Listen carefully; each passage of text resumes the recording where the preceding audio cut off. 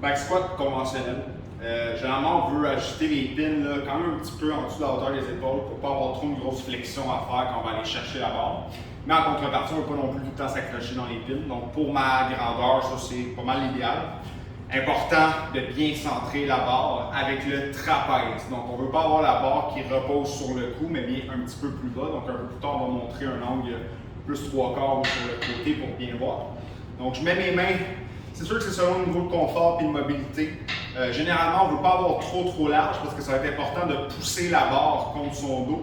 Donc moi ici, ça c'est vraiment une largeur idéale. Je vais bien me centrer comme ça ici. Donc on voit ma barre n'est pas sur le cou, mais bien sur les trapèzes. Donc important que je plaque la barre contre mes trapèzes à l'aide de mes bras. Là, ça ne voit peut-être pas, là, mais en ce moment, je pousse la barre très fort contre mon dos. C'est sûr que la barre est vide, mais quand on a des charges, vraiment important de faire ça pour ne pas laisser la barre rouler vers l'arrière. Par la suite, on veut une position relativement naturelle. Dans mon cas, largeur des épaules, les pieds légèrement pointés vers l'extérieur et on s'exécute. Donc, je descends comme ça ici. Je garde la stabilité des genoux. Ma tête, toujours alignée avec le tronc. Donc, quand je descends, je ne regarde pas devant moi comme ça ici. Ma tête suit l'angle du tronc. Donc, au fur et à mesure que je descends et que mon tronc s'incline, ma tête suit le mouvement. Donc, quand je commence en haut, je regarde droit devant.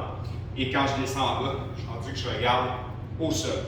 On peut remarquer que mes genoux dépassent le devant des orteils. C'est ce qu'il faut faire, c'est ce qui est recommandé. Donc, je ne cherche pas à aller pousser mes hanches trop loin vers l'arrière.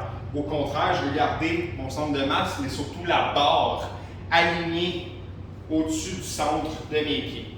Le dos reste très droit. Je force quand même une antéversion du bassin quand je descends, donc je pousse les hanches vers l'arrière, mais pas trop. Et je vais chercher une telle amplitude. Donc, dans mon cas, c'est une amplitude qui me permet de descendre sous parallèle au sol, qu'on appelle. Donc, mes cuisses sont un petit peu plus basses que parallèles au sol. Ça, c'est sûr qu'il faut le gérer selon le niveau de mobilité.